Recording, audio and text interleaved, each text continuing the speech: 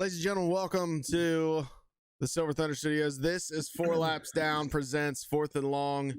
My name is Nathan. I have with me Jordan and Mr. Daniel Ship. Gentlemen, how are we this evening? Doing well.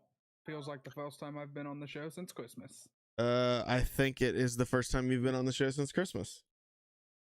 No, I did the last week. Oh, that's true. That's true. You were here. You were here. Mr. Ship, how are you? I'm good. I think it's very apropos that we have the winner of the Pick'em Challenge and the last place finisher of the Pick'em Challenge on the show tonight, so that works out. Yeah. Side note, question, let me answer this. Is that a real billboard, by the way, on your post? Is that real, or, I mean, I've seen some comments. Just wondering. Those who have driven by it know the answer to that. That's all I'm saying. That's all I'm saying. But we're really excited to have another great championship week here on Fourth and Long. Last year was a lot of fun. We of course have our Super Bowl show coming up here in about a week and a half. It's going to be midweek during Super Bowl week. The actual date is still a little bit TBD. That being said, it is a good thing that we have the winner of our Pick'em Challenge this year, Mr. Daniel Ship, in the house. And we have the last place loser. Has it been shipped out yet? Have you shipped it to him yet? No, I have not. I think I'm going to hand deliver it so that we don't have any "it got lost in the mail" excuses. I'm telling you, I'm gonna I don't know if you think you're gonna get content out of it. I'm just gonna eat it and stare you down in the camera and say, all right, better luck next year, fellas. I said the same thing about the one chip challenge last year, and let me jerky though. Yeah, You've never eaten jerky, so that's a whole experience in and of itself. Yeah, so well, yeah, I'll probably eat the jerky and I'll say, hey, it tastes like leather. Spicy fucking leather. But hey, look, I've been preparing. All right, this is my new drink of choice. Now that I have to get ready for this, so you can put that shit on anything. Yeah, and I just take a couple swigs of that, and cry for a couple hours every night, and then I'm ready, and then I shit my brains out at work the next day. Yeah. So for those of you at home who are unaware of what Jordan's talking about, because he did finish last in the Pick'em Challenge this year, of course, between us and our regulars, it's the three of us plus Josh and Chris who are not with us tonight. Jordan's got to eat some of this. This is This is Devil's Breath Beef Jerky. This is from the Outlaw Jerky Company, our presenting sponsor. Thank you, Outlaw, for all that you've done to support our show this year and in past years. And they have provided not one, 2 bags of Devil's Breath Jerky for Jordan to eat because he lost. So, no, that's how many pieces come in a bag? This bag has had a couple pieces eaten out of it, so you can see an unopened bag is about 4 ounces. But All that's right. a joke. You're not responsible for 2 bags. You're not even responsible for a whole bag. We're looking at like At probably least one whole piece. probably the I'm 2 gonna- biggest pieces in the bag. I think is what we're gonna do. I'm gonna solidly pack it and take a fat pinch, and then No, we're not talking about the jerky that you get that you got at Speedway and put in your lip like dip that you thought you were cool when you were 12. We're talking. This is It's got listen. candy cigarettes too, by the way. if you Yeah, didn't know. yeah. This is. I hesitate to touch this, but I will take out a piece of this devil's. Rub your eye, rub your God, eye, rub your no! eye. Shut up! Rub your eye. Shut up! I will. The smell. I had to eat this on my Twitch stream probably 2 weeks ago, and it damn near killed me. This Insert is- shameless plug. This is what it looks like. I mean, you can see just the seeds and the spice and everything. We'll show the panel at home because they see me from a different Boy. camera. Ugh. like And- a bacon strip. For the most part. It's got the consistency of a bacon strip. That's true. That's true. So and I am happy to announce for the first time that as the winner as the winner of our Pick'em Challenge, and it is currently being ordered. The winner, Mr. Daniel Ship, will receive a commemorative, custom engraved glass, beer glass, I should say, with the 4 Laps Down logo on it and the word champion. So, and that is also courtesy of our friends at Outlaw Jerky. Thank you. Pat Redmond says, Bengals, Rams, Bengals win, Ohio celebrates, mark it down. I like that prediction. Chris Ferguson is here as usual. Chris, good to see you. Thank you for tuning in as always. So guys, we've got a short show planned tonight. Not a ton to talk about. We had a show 2 weeks ago where we kind of dove into the coaching carousel and talked about that. So this week I really want to kind of focus in on these 2 matchups. It's nice to only have 2 games to talk about. We can really unpack them, talk a lot about them at length. I want to start with the West Coast matchup, the NFC Championship, and this of course is between the Los Angeles Rams. Are they the Los Angeles Rams of Anaheim? Is that what they're called? No, I believe it's just the Rams. Los Angeles Ram or Charge Rams, since they're basically the same damn colors. Well, they're getting closer. That's for sure. I heard Justin Herbert's supposed to be backup this weekend, so we'll see. Backup for who? For Matt Stafford? Matt Stafford. Yeah, well, They might as well call them the LA fucking like cowards because of that whole ticket. like thing that they're doing. like Colin Coward or No, like the he's talking- cowardly yeah, lions. The Rams. Because that's so pathetic to say, like, oh, we're only gonna sell tickets to people that have an LA zip code, and it's like it's gonna be mostly Ninos fans though anyway. Because one, I don't think they can tell SeatGeek, hey, only sell to these people. No, SeatGeek owns those tickets. They will do what they want. Money Sure. is money to them. And then on the other, like the flip side of that, I'm pretty sure more San Francisco 49er fans live in LA than LA Rams fans live in LA. I saw an interesting stat today talking about how the last like 20 Super Bowls have either had Tom Brady, Peyton Manning, Big Ben, or the San Francisco 49ers in them. And it's like, it's a pretty successful organization. I know they haven't won one in a minute, but like it's still, I mean, they're getting there pretty consistently. So their fan base, I think, is going to be out in full force. I think this is kind of a home game for them. Well, I mean, you think about it. I mean, even, and we'll go back to the Dallas series, the Green Bay series. Well, not as Green Bay as much, but Niners fans travel very well. Just like Raiders fans travel very well. So this could be an either or kind of thing. I completely agree. Now, if they're doing that, those old school teams like that were really successful back in the day that they kind of, they get Steelers fans, they get somebody's grandpa to jump on the bandwagon, and all of a sudden that's the Vikings were good in the 60s, and now here I am crying my eyes out on the toilet every time they lose in the championship game. Like it is what it is. Yeah, I mean, I think it's interesting that that the point about San Francisco traveling well, they always have. I mean, San Francisco is one of those storied franchises. Let's be honest, the Rams are not. I don't care that they play in LA. I don't care that they have a fancy new stadium. San Francisco, much like, I'm going to cringe when I say this, Dallas, is one of America's classic football teams. Their fans are everywhere. I think these shenanigans by the NFL to try to give a little bit more to the home field advantage. Listen, they tried it in Tennessee. Again, similar type of distance. I think San Francisco to LA is about 5 hours in a car. It's about 4 from Cincy to Nashville. They tried the same thing. They tried the same damn thing with the Bengals and Titans game, and it didn't work. Bengals fans traveled extremely well. Listen, you don't have to give a bunch of rednecks from Cincinnati an excuse to go to Nashville, let alone the Bengals are playing in the playoffs down there. So the Bengals fans...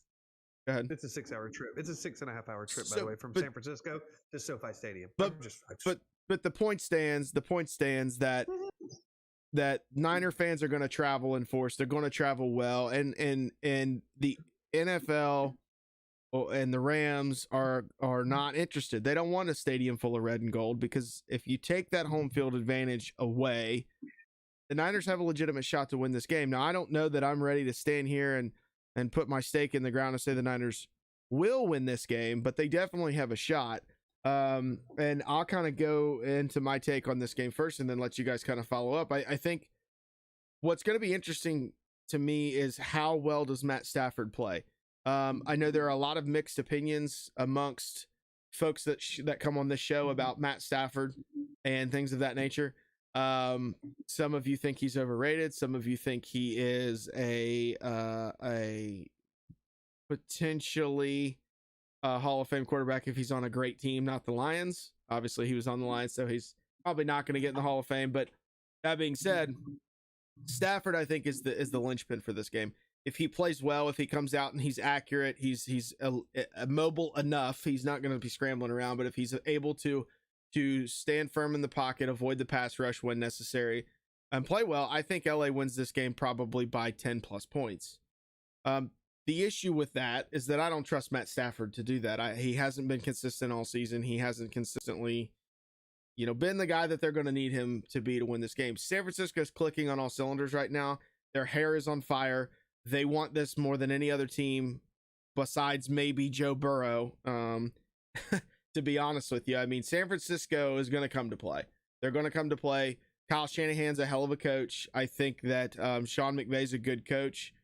So it's hard to give San Francisco the coaching nod, but I think that San Francisco is going to come to play, and it's going to take LA playing their best game to beat them, because San Francisco is going to play well. I can guarantee that. They've owned that rivalry too. They've won 6 straight in the rivalry. So it's, I think you look at this game. Are you finished? I didn't want to I don't want to cut off your completely. No, I mean, that's kind of my take. It's Matt Stafford is going to set the pace and tone of this game, and if he's anything less than 100%, like I'm talking like 2000, like 12, 13, 14 like levels of Matt Stafford with like throwing yards and things like that. And of course, he doesn't have Megatron, but he allegedly has a Odell Beckham. I don't know, but he has a Cooper Kupp that won the Triple Crown this year for receiving. Yeah, I mean, he led the league in receptions, yards, and touchdowns. So, hey, Daniel Ship, easy to do with 30 targets a game. But go ahead. He catches them though.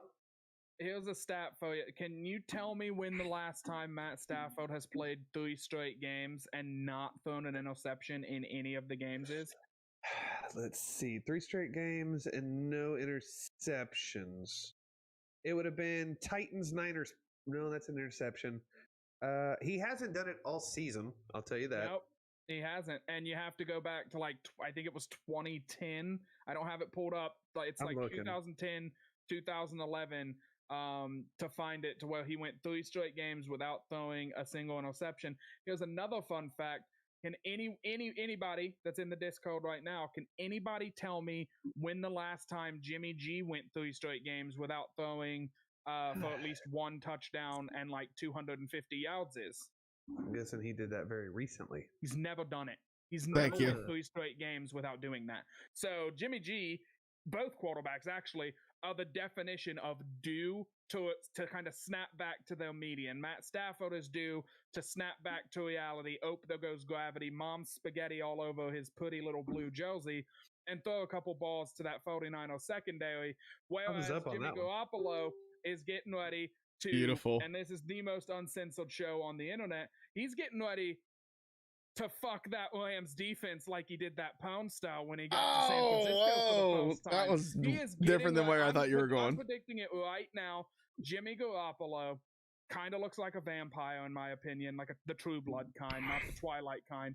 Jimmy Garoppolo throws 2 touchdowns, no interceptions, 300-plus yards. Matt Stafford has 2 picks and gets sacked like 10 times because that San Francisco defense does not fuck around. And at this point, if you're the Niners, you just traded up to take a quarterback because you said our quarterback is not good enough to get us to where we want to be. You know, he's not transcendently good like Joe Burrow or like some of these young quarterbacks, Patrick Mahomes. He's not. Josh Allen. He's not. But no, go ahead. He's not even close to it. But you don't make that decision without ownership and the GM being on board with, okay, that's the decision. This is kind of a dump year then with Jimmy then. What the hell do they have to lose? Nothing. Go out there, throw everything at the wall. It doesn't matter. It's the NFC Championship game. I'm not going to say there's nothing to lose here, but to me, it almost feels like whenever a 2-win team is playing in Week 17, and it's like, yeah, we're going to go for it on 4th and 7. Who cares? Like, we're here to win this game, and we're here to, put good stuff on the board for next season. I think the Niners come out super aggressive. Sean McVay was ranked 31st out of 32 eligible head coaches in terms of aggressiveness, and that's going forward on 4th and short or medium situations this season. So I think he's going to play it a little tight. I think Stafford regresses back to being stat pad for, and I'm taking the Niners to win this game. I don't know, man. That offense is due to kind of blow up, and not to mention the whole 6-0 in the last 6 matchups, including 2 this year. So that's my take on this game. I just kind of vomited it up. So, Ship, I'm excited to hear what the stats say. Hopefully you back me up big. There's a lot. So, I mean, we'll go to the Niners when you talk about offense. So understand the 49ers have had only 2 touchdowns. That's 1, that's 2 in their last 20 possessions. That's it. So obviously it's a stagnant offense. They didn't get Kittle involved in that game hardly at all in Dallas, barely anything in Green Bay.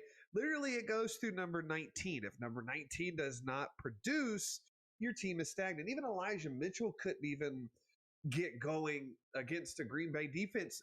Granted, they had Zadarius Smith back. Alexander was back. They had a lot of their guys that were out the whole year coming back, and my son actually called the finish to that game, which is weird for a 7-year-old, that said it was going to be a last-minute kick by San Francisco. They were going to win, and I said, you're crazy, and I paid him money. But so then you look at it. So Jimmy Garoppolo has fewer than 175 yards, and each of his 4 playoff career wins. That's the most such wins in the NFL. So he has fewer than 175 passing yards in each of his 4 wins. That's the most such wins in the NFL.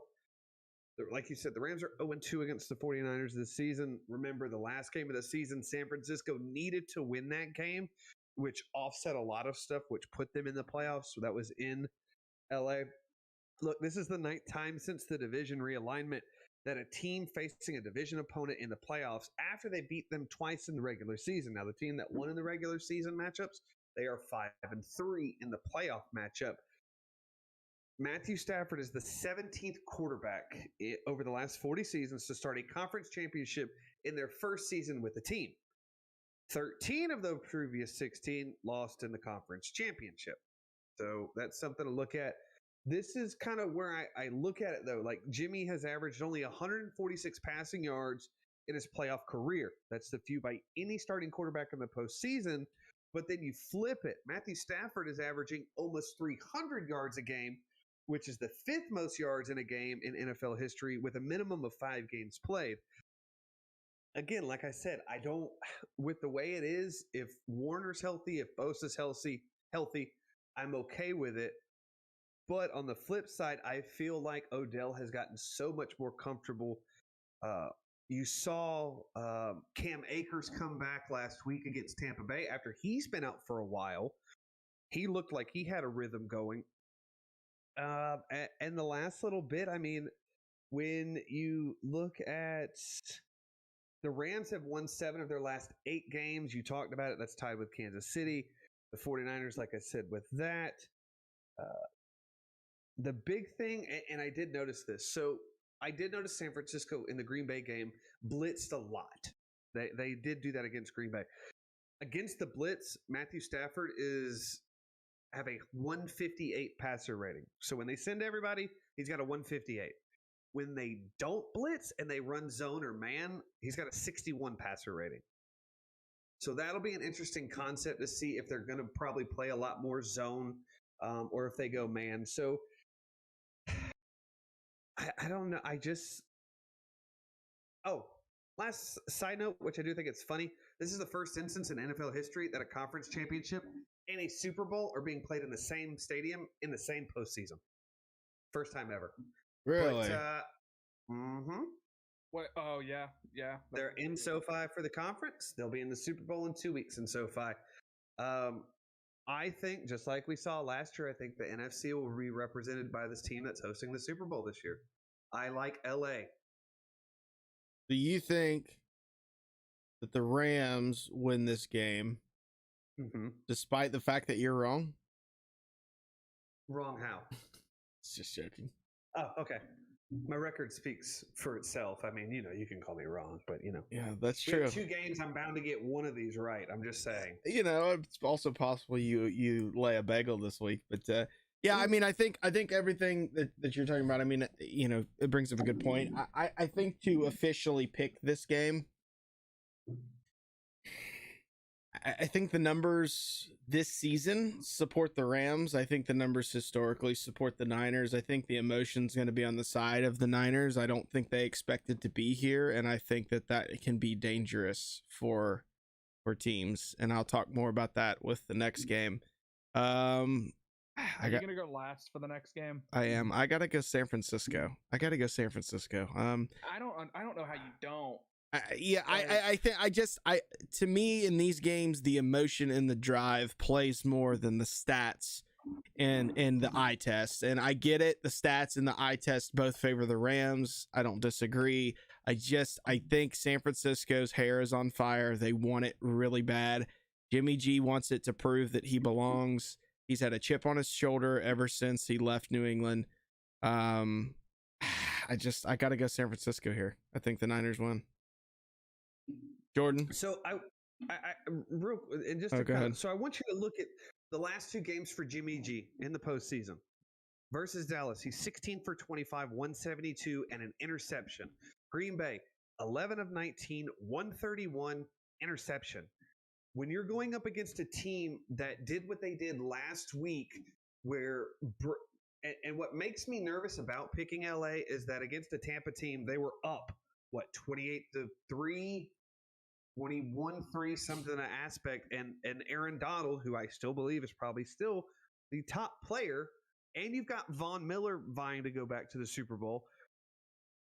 You're playing a team that did within 40-something seconds threw a dart to Cooper Kupp that put them in field goal range. I mean, they're that potent that, again, they're kind of like Kansas City that, oh shit, they're like Buffalo. They just scored. I mean, it's kind of that aspect where they do have that bomb play.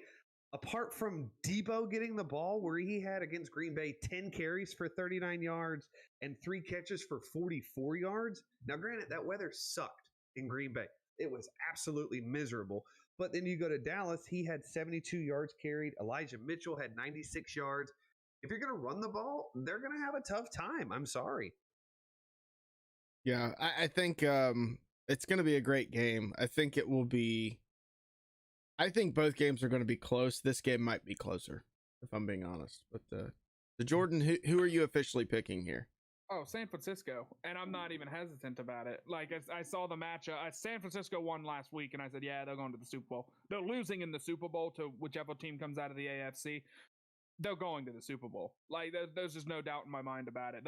And it's not like we're talking about the QBs and then like we're talking about like these big name players. Other than like Bosa and Fred Warner, I can't name too many guys on that San Francisco defense.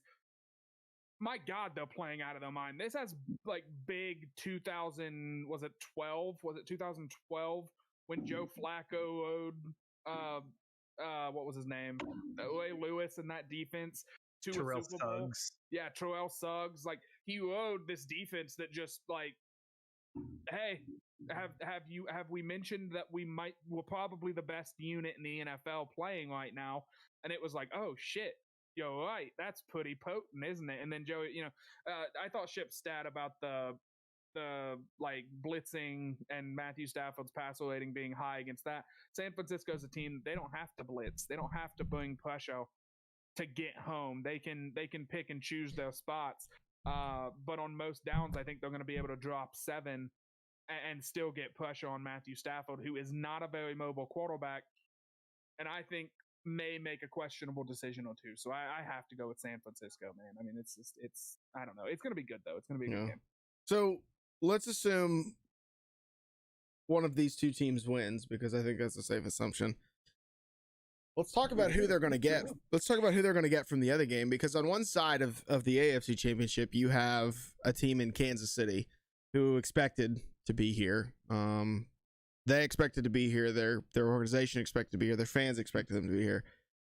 Versus what I would consider to be one of the great Cinderella stories of the modern NFL. You have a team that's just terrible last year in the Bengals. They lose Joe Burrow to a horrific knee injury. He comes back as the shoe-in front runner for comeback player of the year. Most fans, including myself, were saying 6-7 wins is a positive season. And they go on a run at the end of the season to not only secure their place in the playoffs, but to win the division, right? We're talking the AFC North, which last year had, was it 3 playoff teams? I think and the Bengals weren't one. No, yeah, the Bengals were the Steelers and Browns, yeah. And so you have a guy in Joe Burrow who has just taken America by storm with his swagger, his attitude, but more importantly, his leadership of this team. And this is a team that's not supposed to be here. Let's be honest about it. I'm a Bengals fan. Many of folks watching at home are from the Cincinnati area. It's kind of where this show originated from, was kind of that part of the country. So we've got a lot of Bengals fans that watch this show. None of us expected the Bengals to be here. Frankly, I was happy when they made the playoffs, and I had already settled if we go in and lose the first game like usual, it's still a great season. Don't beat your head against the wall. And then they come up with a pretty ridiculous play at the end of that game against the Raiders to seal it. And then here we are 2 weeks later in the AFC Championship game against the Chiefs. And to cut you off really quick, I have to, because did you hear what Kick Fearson said? He was like, "Are you ready to go to the AFC Championship game?" What a bad motherfucker that man is. Oh, for sure. Like he's the Bengals' best player. It's not close. So what's funny, and this is again I call it the Chris Collinsworth combination. It's there's a couple Bengals greats who were Florida Gators and then later Cincinnati Bengals. The first and probably most famous overall is Chris Collinsworth, but Evan McPherson, kind of one of the next chapters in that. Of course, Carlos Dunlap back in the day. There's been some good ones. But yeah, McPherson Montez Perfect did not play at Florida. Oh, I was just going with Bengals. Oh, okay. Fair. Thank you. Thank you for your contribution. What name the all-time great Bengals? I don't know. I guess I shouldn't say all-time great Bengals and say Chris Collinsworth and then a rookie kicker, but well, hey, we're the list of people who went to Florida and played for the Bengals is not super long, but that being said, so I'm very familiar with Evan McPherson. When I was the first one when they drafted him in the 5th round last year to say, no, trust me, this is a good pick. And everyone's like, a kicker in the 5th round? What are we doing? And what are you supposed to take a kicker? I mean, realistically, when? Keep in mind, expecting to get out of the 5th round? Keep in mind, these are the same fat neckbeard idiots that have 17 ESPN fantasy football teams, and they join random ESPN leagues just so they can have 17 different teams and they don't take kickers and they don't believe in it. It's a mental disorder. But the thing is, go ahead, Nathan. I was just gonna say, the thing is, the Bengals aren't supposed to be here. Okay. And I promise you that team in Kansas City is not rallying around the spirit of Patrick Mahomes the way this Bengals team is ready to run their heads through a fucking plate glass window for Joe Burrow. I promise you, the NFL has not seen a quarterback motivate, a young quarterback especially, motivate his team to play so hard in a long time. I'm not going to say that, I'm not going to name the TB guy because we're not there yet. However, the type of leadership that Joe Burrow is exemplifying in that locker room is very similar to the big reason why some of Brady's best teams played so well, despite on paper seeming to be a little bit less than. And I got to tell you, take my Bengals fan hat off here for a second. Unless you're a fan of San Francisco, LA, or Kansas City, how can you not be pulling for this Bengals team? How can you not? I mean, I have talked to Browns fans, Steelers fans, Ravens fans, everybody pulling for this Bengals team because of the way they're carrying themselves, the way that they have outperformed all season long. And frankly, it makes me excited. And if I'm Kansas City, it makes me scared because those are the types of teams that come in and drop bombs on you and send you packing when you're just looking for that next game, right? So I don't know how this game's going to go, but I can tell you that much like the San Francisco-LA matchup, I think the Bengals can match up to Kansas City. They did beat them in the regular season. So we know that they can play, and that game meant something to both teams. So it wasn't like Mahomes was, playing at 70% or anything like that. We know that the Bengals can beat this team. I think the Bengals come out with the drive and determination to play their best game, and they give Kansas City absolutely all the hell they want and more, and then some. I think the Bengals win, but it's close. I think the Bengals win, but it's close. I don't think the Bengals are good enough to blow out Kansas City. I don't think they're good enough to outscore Kansas City by 15, points, 14, 15 points. I could see this being very similar to most of Cincinnati's good wins this year. They're in it at the end of the fourth quarter, make a couple defensive plays, kick a field goal, win the game. That's how I see Cincinnati winning this game. My head tells me that Kansas City is probably the favorite. On paper, they definitely are. I think, what's the spread, Chip? Is it like 6 points? Yeah, it's like 6. Yeah. I don't think it's changed. I thought it was like 7. Yeah, 7, 6 or 7. It might have moved, yeah. Yeah. Point being this, Bengals have pulled off upsets with similar lines this year already, okay, to some good teams. Keep in mind, they're an overtime missed field goal away from beating Green Bay, playoff team. Same story with San Francisco, playoff team. Potential Super Bowl team. They did beat Kansas City. Of the 3 teams left in the playoffs, they beat one, almost beat another one. I have a hard time counting the Bengals out of this one. So I'm gonna go Bengals. I know I said I was gonna pick this game last. I didn't. I lied to you. I'm gonna go Bengals. Joe Shiesty gonna get it done, and I'm hoping that we see a new color of exotic sunglasses at the press conference after this game with a cigar hanging off his lip. So, how many times did Burrow get sacked last week? 9. It's the most ever in a playoff game, and they still won. Exactly. By the way, they beat Derrick Henry. Just saying. That offensive line is trash right now. I don't trust them to protect them against the likes of Chris Jones, because Chris Jones is hungry, man. Watching him last week. And can we please change the overtime rules? I'm sorry. I'm going to go ahead and say that. I want the overtime rules changed. You build a defense. Build a defense, Buffalo. But listen. Build a fucking defense. Shut up for a minute. Listen. Do you watch baseball? Stop. I've heard this comparison before. I'll let you make it, but I'll counter. Do you watch baseball? I am one of the 15 people in America that regularly watches baseball, yes. Thank you. So do I. Now, if the away team is in extra innings, the first batter up hits a home run, do they walk off the field? Are they done at that point? No. They are not. The home team still gets an opportunity to match them. Right. Basketball, they have 5 minutes or whatever in overtime. Mm-hmm. If the first team scores a basket, the game does not end. Right. Hockey, they go back and forth. And then if nobody scores, they go to a shootout. Mm-hmm. Hockey is like that. But at least they get the opportunity. You don't just play strictly defense. You still get the opportunity to puck. Mm-hmm. I'm sorry, I don't agree with that you have two outstanding quarterbacks in the game that they had with 4 different lean changes within 2 minutes.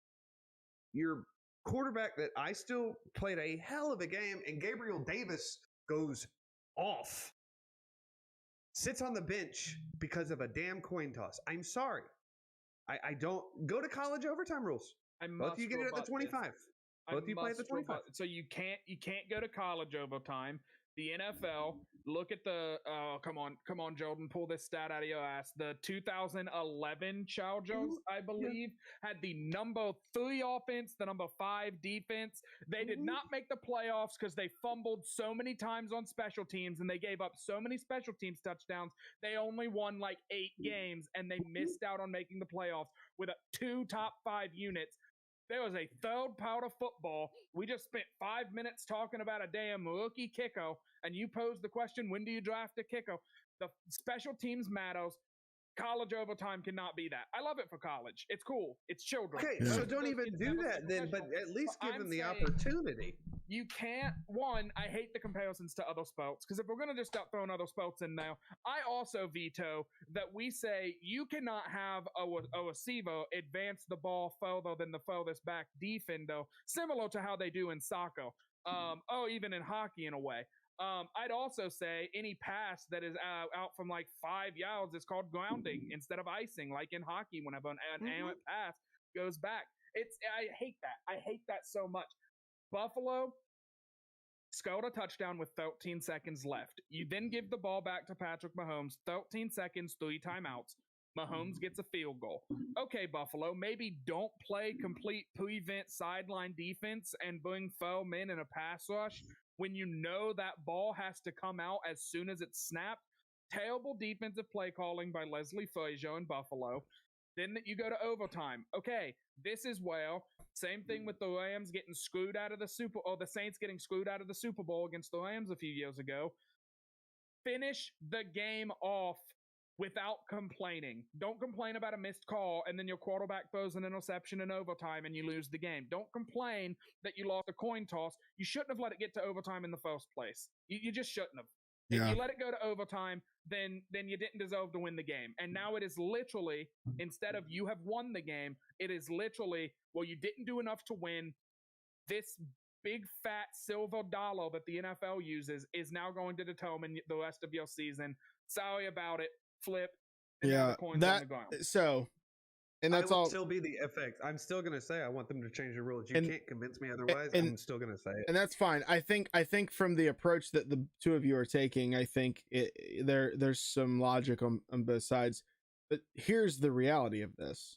Okay, if you alter these overtime rules, there are a significant number of NFL games every year that go to overtime. We all know this. If you alter the overtime rules, it completely changes the way that Vegas has to handicap these games. And it can fuck about Vegas. Listen, I'm just telling you why it's not going to happen. I'm not saying it's right or wrong. It's just never going to happen because the system is too entrenched. The NFL is too in bed with all of the books out in Vegas. There's too much money to be had for the people at the top. They don't care that there's logic. They don't care. Same reason that they won't expand the college football playoff then. Same exact reason is what you're telling me. Money. And we want to keep the top teams in the playoff. Basically, you know, so it's just, it's sad. I agree with you. I think the NFL overtime is a shit show. I don't like the baseball comparison because there's no way to score while you're on defense in baseball. There is in every other sport. That being said, it does need to change. I agree. I think Jordan's onto something. I think, yes, it's not the ref's fault or the NFL's fault or the system's fault that Buffalo literally couldn't make a play. All they had to do was stop them one time. They couldn't do it. this great defense that we've all heard about, you know, that everyone was saying, well, if the Bengals have to play the Bills, they won't be able to move the ball. And it also takes out it basically just tones it into like, okay, well then, you know, it just further adds fuel to that. Like, the NFL is strictly offense now. They might as well just run plays like against standing dummies, because, you know, all the rules benefit offense now. Because like, should injuries affect a season, right? Like, that's a part of the game, right? It's a physical game. Guys get hurt. That sometimes is detrimental to a team's success over the course of a season. Guess who got hurt for Buffalo at the very end of the season? They'll shut down defensive back. Is it Tre'Davious White? Is that his name? Tre'Davious White goes down. Yeah. Thank you. And so he goes down. Okay. Like, yeah, your secondary is not as good now. So whenever you match up against the Chiefs, unfortunately, your team could not stay healthy long enough. Look, Patrick Mahomes is probably not going to play a long, healthy career and never have an injury where he misses significant amount of time. And when that happens, the Chiefs are going to pay dearly for it. But like, what do you want them to do? Like, I don't know. I hate it. I hate the argument to change the rules. I'm open to it, but you have to still implement, like, the defense still has to matter. Like, you can't just say. Yeah. So then that's where you can go, look, here's your 10 minute or 5 minutes, whatever the case. Neither of you score. We go to soccer. You got to score a 2-point conversion from the 5. We play until somebody stops the 2-point conversion. Oh, I think I could get down with like just a 5-minute overtime, but like, I don't know. I hate that this conversation happens directly after this, because it's like, stop making excuses. You should have won the game. Just win the game. Sorry. Yeah. Like, it's that simple. I think from a fan's perspective, this is the last thing I'll say. I think from a fan's perspective, I get what you're saying, Ship. I don't disagree with any of it as a fan. But we also have neither fight in the game. No, I get it. As a fan, because mine's gone. And you want a good game. Right, you want to watch a good game. You don't want to watch a game and come away from it with a sticky feeling in the back of your mouth, like, oh, that was somebody got robbed there, you know. Josh Allen sitting on the side with a toboggan, like, didn't even get a chance. Yeah, well, sorry.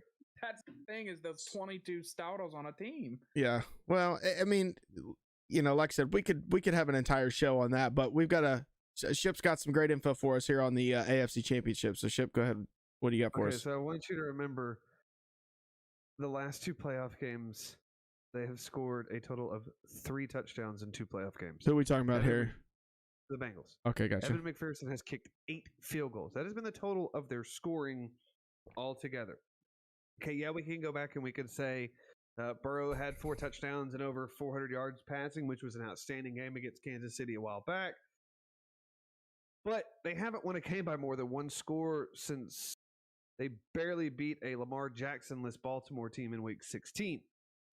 So they're facing a team in Kansas City that's averaging 42 points a game in both of their playoff games, which is the first time since 90.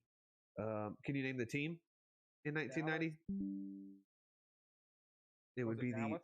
No, it is the 1990 Buffalo Bills as the only team. Was not thinking the Bills. Points. Not thinking. Is that Jim? Is that still Jim Kelly? That stood, I believe so. Don't quote me. Yeah. All right. So look, the Bengals went 4-11 last year. I'm sure you're aware of that. Or are you aware of that? You pretty 4-0. Yeah, that would have allowed y'all to draft. Y'all should have drafted Penei Sewell, like we already talked about, right? Correct. Yeah, because he would have won Rookie of the Year and led the NFL. Well, he's not gonna get Rookie of the Year. We've already discussed, or he'll get Offensive Rookie of the Year. He won't get Defensive Rookie of the Year. My boy's getting Defensive Rookie of the Year. Well, sure. Well deserved. Well deserved. Yeah. So look, they are the 7th team in the last 35 seasons to reach the conference championship game, despite only winning 4 or fewer in the previous season. San Francisco did it in 2019 when they made the conference championship.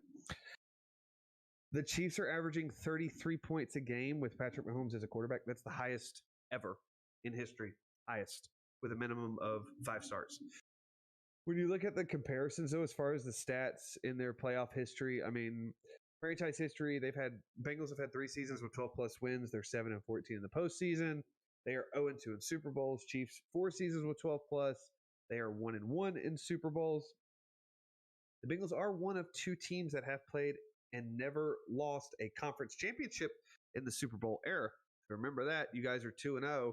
The Giants, however, are 5-0 when they make it to the conference championship. The Chiefs are 12-1 when they average fewer than 5 yards a carry this season, which is very interesting to me. So when they That don't is a carry the crazy ball as stat. well, when they don't carry the ball well, they win. So Who they're knew? 2-4 when they average 5+. They're 2-4. The last little bit, Patrick Mahomes has 30+ passing and rushing touchdowns in 10 career games. That's the most by any player. In case you don't know, Joe Burrow 6-0 in his career in the postseason. And he's only played in 2, but that's dating back to his college days as well. Patrick Mahomes is 4-1 his career versus teams that he lost to previously that season.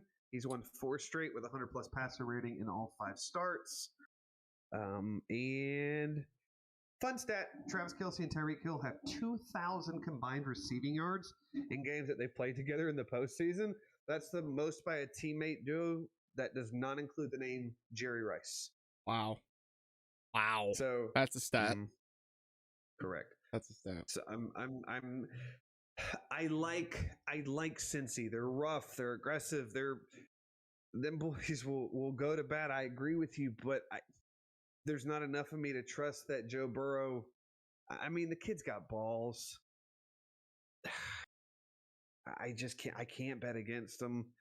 The catch-up loving quarterback. It's Kansas City to me. That's fair. So I say Kansas City Rams in LA. I say Bengals, Niners in LA. Go on it back. Well, I've already picked the Ninos. We'll see who I go with this Bengals pick. But Chip, this is what I love about our duality, and maybe this is why one of us is atop the pick'em rankings and one of us finished last. But I like to look at things from more of a narrative perspective, more than just the paper stats. You fucking analytics node. And hang on. The ticker is going by right now. If you look on Facebook, cry face emoji. Number 1 ship 169 and 87. Hang on, no, that's not Jordan. That's not Jordan either. Hang on. I think you're coming up in 4th. Hang on 1 second. No, that's not Jordan either. Hang on, we're almost there. Hang on, bud. Hang on. Oh, there he is in last at 158. I think I beat him. I think that's 9 games if I'm not mistaken. But go ahead and continue, please. He jumped out to like a 12-game lead. There was no catching after that. It is. Can't help it. But I look at the this big brain on Dan. And maybe I'm Built looking at different. this narratively a little differently because I've watched these playoff games with Bengals fans. But I'm going to talk about something every football fan loves, and that's modern musical theater. Because I watched the musical Hamilton for the first time this week. I've watched it like 6 times. It's a good show. It's a good show. And if you don't know it, it is about Alexander Hamilton, one of the founding fathers, fought in the Revolutionary War. And this Bengals team, I don't know why, they remind me a whole lot of like 1775 America. Just scrappy, just young, hungry. No one thinks they're shit. They're just a trading post under King George's thumb. No, they're popping off. And so the way I look at this game, I think that the Bengals, like Nathan said, they shouldn't be here, and yet here they sit.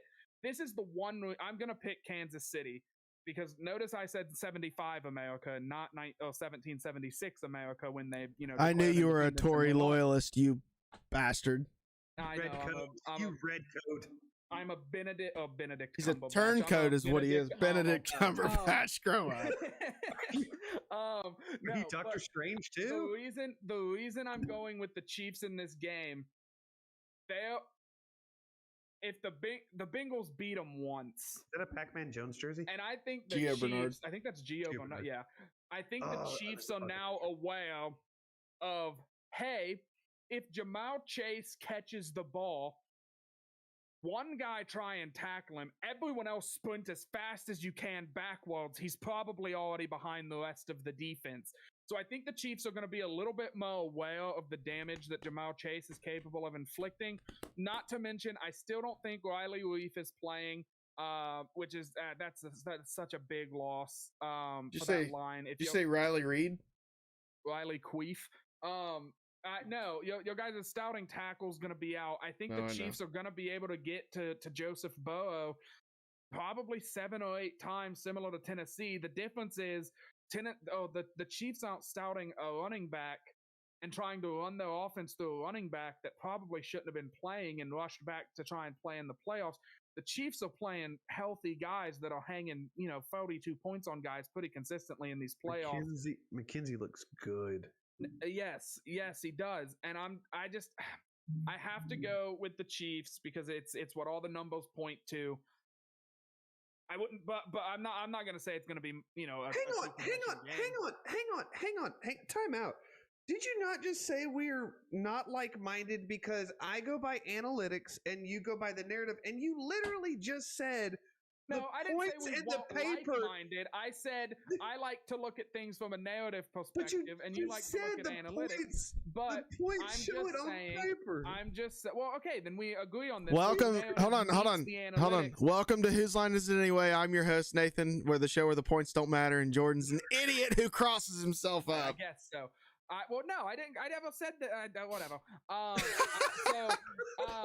The Chiefs have to be the pick just because of how consistent their offense has been running. I think the Bengals come out. I don't think the Bengals. This is a game where they kick 7 field goals and they end up losing big to Kansas City. This is going to be a close game in my opinion. It's probably going to you want the God's honest truth. It's probably going to be like 56-51. And it's just going to be a shootout of all shootouts. The Bengals defense is not going to give up 56 points. I don't think the Chiefs defense would give up 51, but let me live in my little dream world where every game is 100-point over-under. This game's going to be exciting. I mean, there's no way Joe Burrow is going to let the Chiefs defense, I don't care if you sack him 20 times, there's no way he's going to just let the Bengals get blown out and not be competitive in this game. Flip it to the other side. Patrick Mahomes ain't letting that happen either. I'm sorry. He's just not. You look at all his career, every time he gets to the playoffs, he makes a championship game. And if he doesn't make the championship game, he goes to overtime and loses to the Patriots to not get to the championship game. Like, Patrick Mahomes is also going to keep his team in this game. And I just think this is like Tyson and Ali just going at it in the primes, man. This is going to be exciting. I'm going to make a prediction, and this you can quote me on, and this is how I'll end it. I'm going with the Chiefs. The Joe Burrow-Pat Mahomes rivalry will be better and more significant than the Josh Allen-Patrick Mahomes rivalry. I agree with that. I think it's not going to be close either.